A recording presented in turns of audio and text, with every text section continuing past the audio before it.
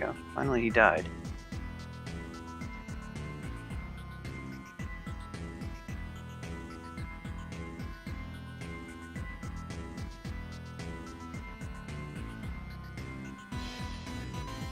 Thank you for actually dying, eventually.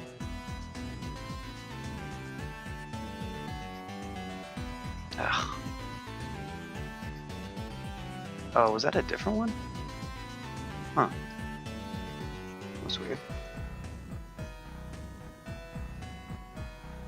Nope. He just... That's just what happened. I could have pacified him there, but... here we go.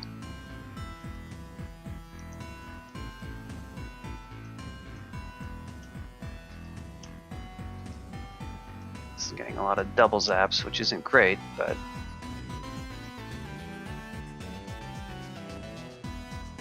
Come on, friends. Over here.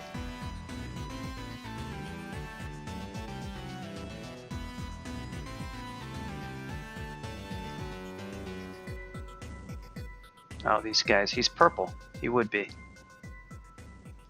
I'm gonna net you, my friend.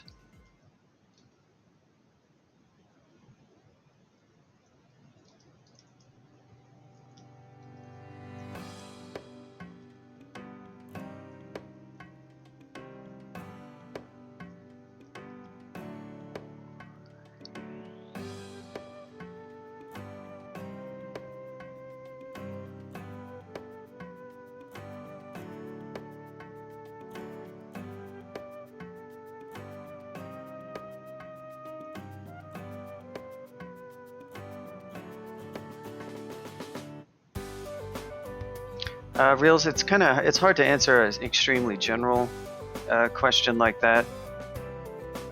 I mean, broad answer is yes over many versions, little tweaks here and there, but without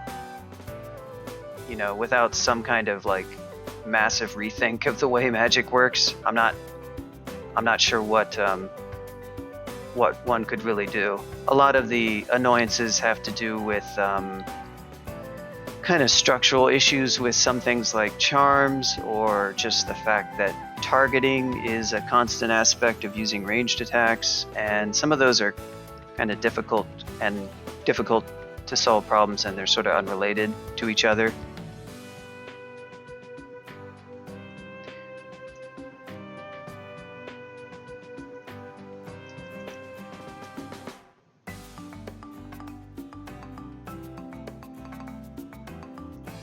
Oh, there's the hexagon.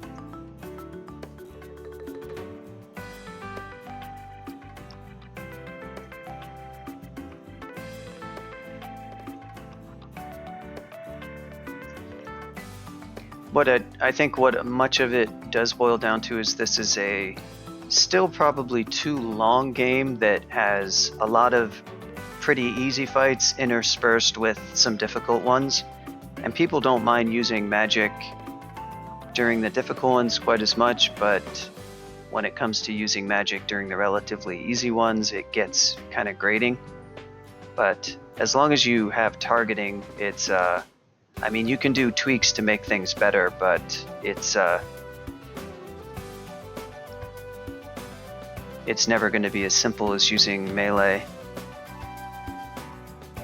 I don't think there's a great example of any like square, any grid-based game that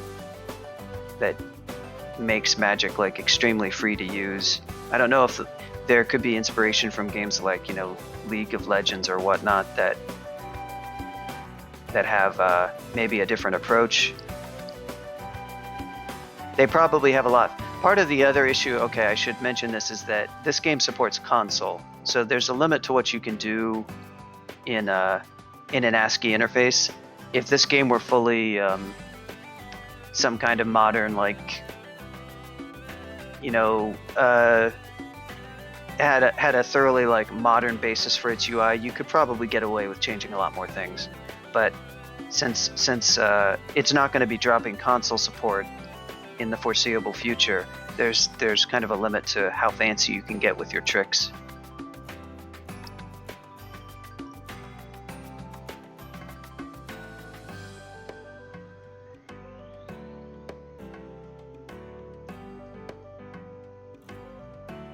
Yeah, mouse-focused games have a different set of tricks that they probably can use, and I'm not even terribly familiar with how their magic systems work because I tend to play like roguelikes, which, well, I guess some of them are, some like Tome is probably pretty mouse heavy. I don't actually know how Tome's UI work. I don't like Tome as the game, so most roguelike games have pretty simple UIs. They don't try to get too fancy.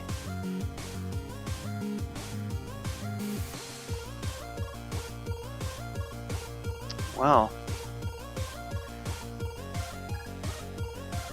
did I pick something up? Light, magic.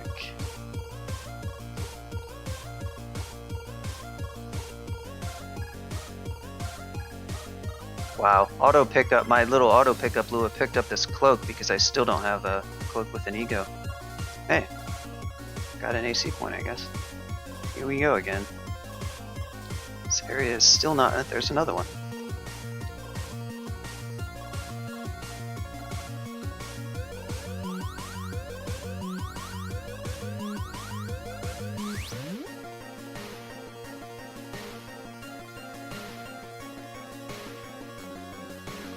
Question is, do I want, I don't know.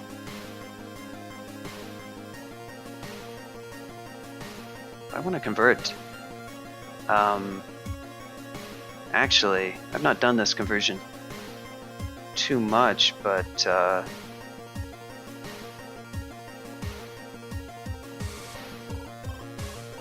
yeah, you're gonna struggle with that. Kind of the problem with like revamping it is it sort of takes somebody who's more of an expert with UI code. UI code is its own set of programming skills. I've done some of it in this game, and I'm an all-arounder type programmer. I can pretty much dive into like any area and learn it eventually, but you have to have a lot of experience doing UI stuff to make big strides. A lot of the UI people who do really nice changes are more specialists in that area because it can, I think there's just a lot of like techniques to doing it basically. So it's kind of hard if you're not a specialist to sort of like try to hack stuff in there. It can be a very, very slow going working on stuff like that. Auto magic is not a thing that people actually really use. Like, I almost never see people using auto magic, whereas of course people use auto fight constantly because again, melee is so simple compared to using magic. There's a lot less sort of decision making per use of melee. When you know, like most of the decision making in melee is about where you move, and tab does do some movement, but it's mostly about enemy selection and then just performing the action. But casting is about moving your targeter onto a monster and dealing with AoE versus not AoE, dealing with penetration. It's so much more complicated. Yeah, slings, ranged launchers simplify things pretty, you know, they're pretty simple. But again, that's because launchers don't have like AoE. Most of the time they're not penetrating. So it does simplify a lot of stuff.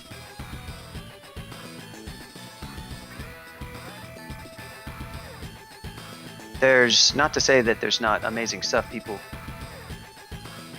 couldn't do with it, but it's not trivial. So all I want to see for Sin is actually when I want to donate. Oh look, the famous Hell Monk poem.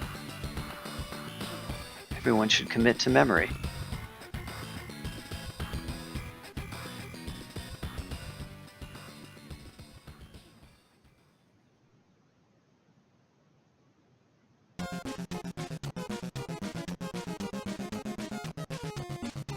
Yeah, I mean, my advice to you is pick. There's like a whole process to this to becoming like more involved with writing low-level code stuff. It's really so long. It's a long process, and you have to like pick projects that are, you know, by all means, like dive in and read some code that seems kind of outside of your comfort zone. I love doing that, and I've worked on, you know, like the transporter implementation involved really diving into the travel code, which is quite hairy code, and spending a ton of time just reading it and rereading it till I felt I understood it, so that I could make transporters work with travel and other issues, and also map generation code. Map the code that creates and places vaults is also incredibly complicated. So it's totally a good idea to set your sights kind of high for learning things, but for projects you have to pick something that you can achieve somewhat near-termish. It's easy to like say, oh, I could do this and I could do this and I could do this, and then you sit down to try to do it. You just find out how much work it is and how time-consuming it is. And writing code is just really time-consuming. It's a lot of fun, but it is incredibly time-consuming.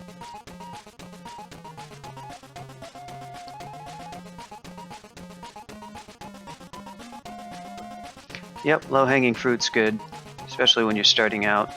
My first project was Jump Attack, and man, I've told this story a few times, but most people don't know this. Some longtime people who played Nope might actually remember this. I don't know if he's around, but the first implementation of Jump Attack, most of you may not even know what that is, but it was like this. I think I told this story earlier, but I'll briefly rehash it. But it was like this thing that used two cursors. It was double targeting, so you use one cursor to choose a landing site, and then one cursor to choose a monster, another cursor to choose a landing site, given that you were going to attack that monster. It multi-hit monsters in a ray path along the target that you chose. If you decided not to target monster, it was a C blink type ability, short range C blink. So you could either target a monster and get this multi-hitting ray attack thing where you chose your landing site, or you could see blink. And it had a ego for boots. It also had a cooldown. You could use it like 2 or 3 times in a row, and it had a cooldown that was like incremental, so that each time you used it, it set like one level of the cooldown. It was quite complicated. It took me forever to implement. I had to dive into the. Speaking of the UI stuff, if you work on this, you will work with the great Direction Chooser class, and also the targeters. Every time you make a special, every time you cast a spell, like LRD here, for instance. So the class that says, how do I determine what cell to what cells will be affected? How do I draw the ray to show the effect areas of the spell? Like Firestorm can have actually 2 for the minimum range and the maximum range. Targeters are basically like this class that are used to draw cells of affected area, and you have to write methods that do those calculations and return lists of affected cells. So it's kind of complicated. And then on top of that is this Direction Chooser class that facilitates all the logic of showing the aiming UI, processing all the keystrokes for all the different kinds of targeting actions you do. It's also used in XV. It's like the main target class. It's this huge class that needs to be broken up into multiple things. And I had to spend just hours and hours and hours reading through that. It's got this big loop for processing keys, and then you have to read how the targeter class works, and man, then I had to implement it in web tiles, and it just took forever. So I implemented all this stuff, many, many hours, and then I showed it to like Kilobyte and Galahar and I think Marvin PA, and they were like, this is so complicated. You got to remove like all this stuff that it does. Just make it simple. And I simplified, and they're like, make it simpler. It's too complicated. Just simplify it. So I ended up cutting like 2/3 of what it did. Lost the multi-hit. It lost the C blink. It lost the double cursor. It just became this thing where you choose a monster target and it picks a random spot and it lands you there. So for instance, instead of the cursor to choose a landing site, it just randomized it, which was kind of fun. Yeah, it's a lot of time spent cutting out stuff. Talked to Steel Neuron too about implementing Wujian. His implementation of Wujian was even more epic because that god went through like 50 different iterations of what it did. Any work in I actually am started on Slurp Worms, my new monster, and it's going to include a change to Iron Giants. I just started that yesterday. hopefully after this stream I'll work on that some more. And then the next big thing is going to be turning labs into this gauntlet portal that I want to work on. Okay, well that was nerd coding discussion for the day. I guess I should actually think about maybe getting this here orb. Rip jump attack. Rip in pieces. So I guess, what am I griping about? Oh yeah, do I want to convert? Does anybody know? I've done a Zin conversion, but it's been so long. If I convert now, how much time do I need before I'm going to get to good Zin piety if I donate? Do I have to, can I actually just rest after I donate to get up to full piety after the donation?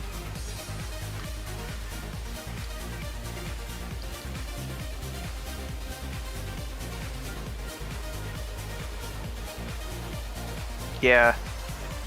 I mean, it's not, and I wouldn't even trivialize like saying making a species. Honestly, some of the really the trickiest stuff once you get the coding down is always the design, because the compromise, all the issues you got to think of, all the stuff that you don't want to think of that you have to think of. It's really, it's not easy stuff. And the code is relatively trivial, but it isn't trivial, because the problem is you'll get a basic implementation, but it only works about 60% as well as you think it does. And it's the well, maybe say 80, 90%, but that final 20 or 10% can just be a nightmare to fix, depending on what it is. You can just, yeah, press 5 for piety. So what I'm trying to figure out is how much easier is it going to be to fight the vault with just Ellie versus with Sin. What I can kind of do is spend a bunch of Ellie piety, and if it gets low, go ahead and look to convert to Zin, and then rest and let my donation get up. I think that's what I'm planning to do.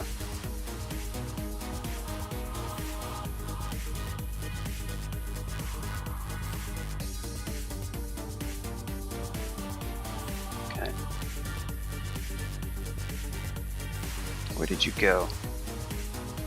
Don't like random moth of wrath. Wandering. Oh, you know what? I didn't even finish exploring this. Maybe I should do that. Of course. Of course. These guys.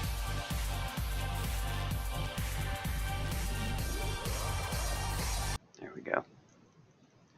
Well, hopefully that means that I rolled a lot of Elect Golems are one of the kind of better results for me, even over Ancient Liches.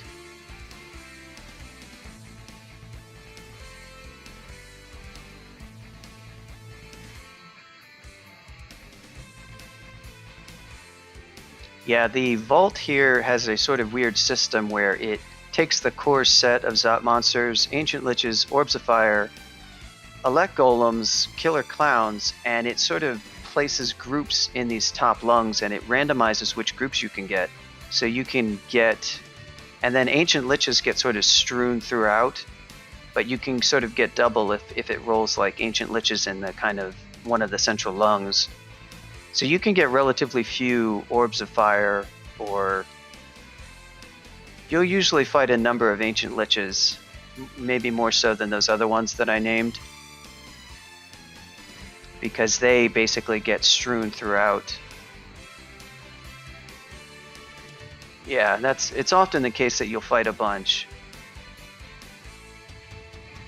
but you can roll a bunch of Killer Clowns, which is sort of nice because they're kind of easy. That's another project that I actually want to do, is make Killer Clowns not so boring. They're more of a flavor joke monster.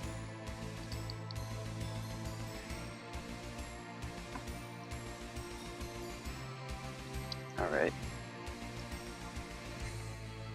Iron Shot's looking pretty good. I want to try to hit Orbs of Fire with Iron Shot. We can do that. We've got a bunch of Brill Pots. We should be okay.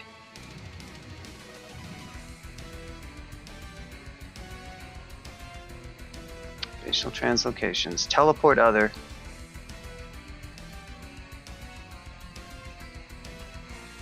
Yeah. Obviously, the latter is what we were more interested in doing. Maybe give them some kind of ranged attack that was some sort of like debuff of some kind. Don't want to make them feel like don't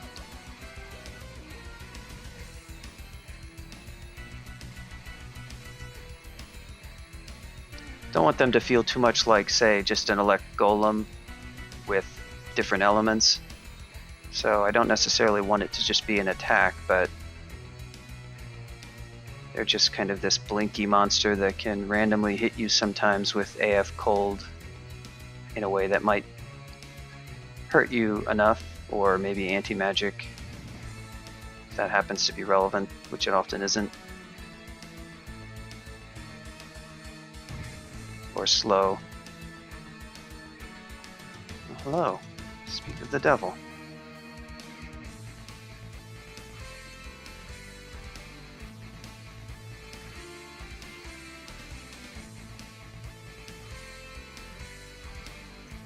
But yeah, the last complicated 021 was like the most commits for me of any release so far.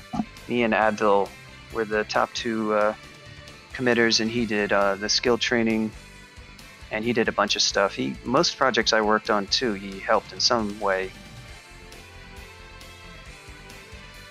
But BVC was fairly complicated to implement. Nulls were tricky. Elliptic helped out with some of the trickier code there too, for the fixing up skill distribution. That part was a little bit awkward.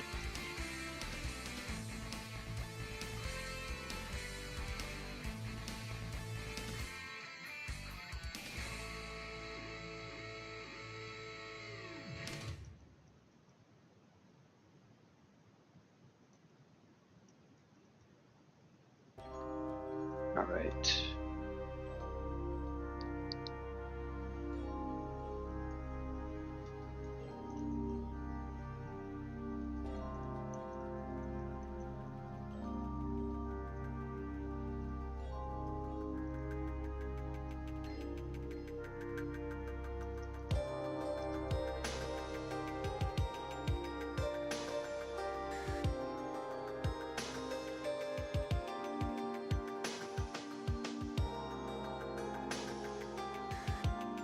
Yeah, that's not. I mean, that's sort of one of those things where it would be probably just more complicated for the sake of being complicated. You could just buff their attack, their melee attack. Well, hello, friend.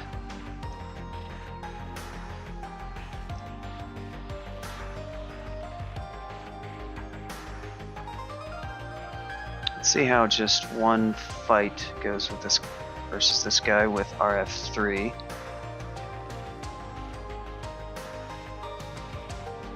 Don't have a ton of might, so just gonna try a straight up fight and see how it goes. Ah, yeah, you would do that, wouldn't you? Oh, but I have Iron Shot.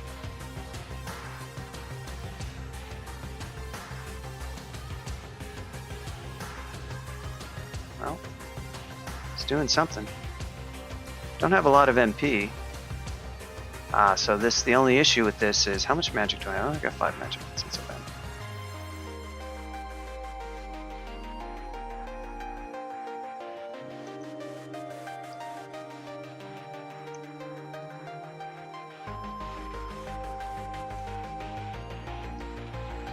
Nice.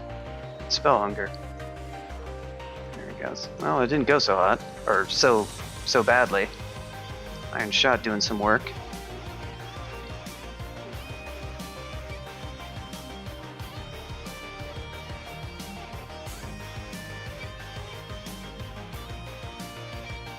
There's our Ancient Rich. I'm gonna get rid of him if we can. Al, you around? Oh, don't do that.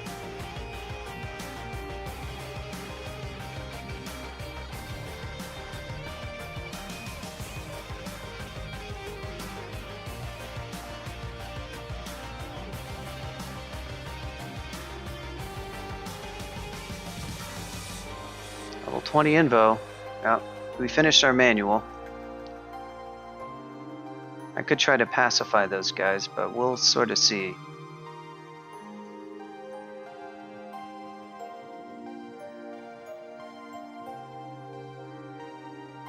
Spiked chain. Gonna do that, are you?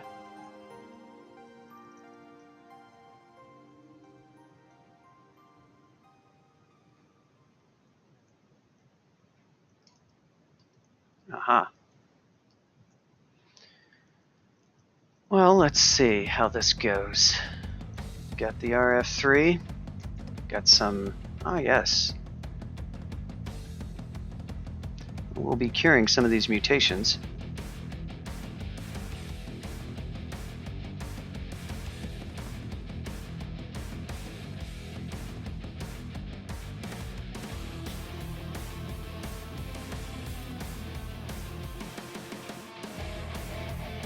Yeah, I mean, the thing is that their attacks already do this.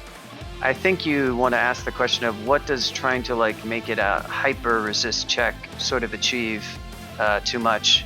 It's already a very resist heavy kind of branch. The more interesting things tend to be things that are just sort of hard to resist in the first place. Usually it's a simpler sort of idea is better, especially if it's very, very similar to an existing sort of thing that they already do. Usually just adding a little bit of tweak and making it more complex doesn't actually achieve anything worth that complexity. But yeah, you could look to take what they already do and amplify it, but it would be good if it wasn't in a more complex way, I guess I'm saying. Go for some Brill. Divine Vigor.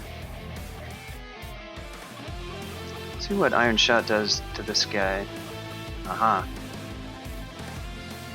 Well, at least we're going to take them one at a time now.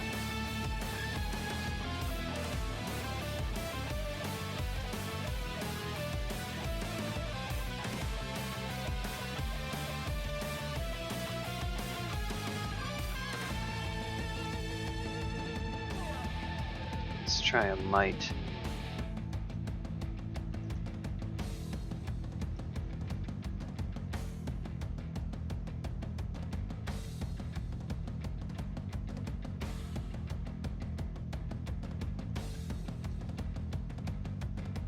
Wow, this is too many. Yeah, this is where I'd want Zin, because then I could just make my life simpler. Orbs of Fire is not good.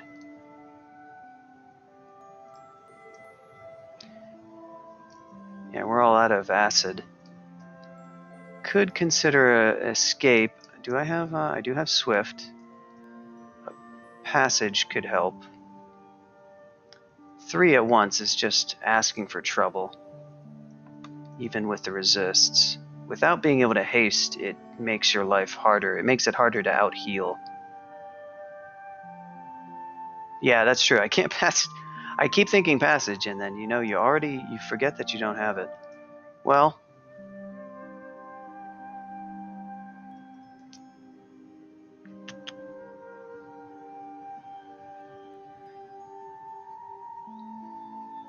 don't want to get the box necessarily involved here, because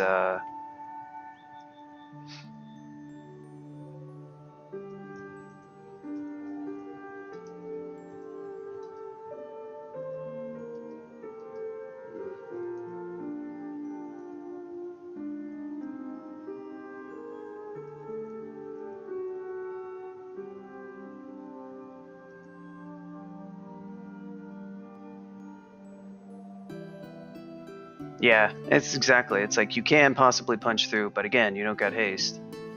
That's the scary part of it. You just don't like it.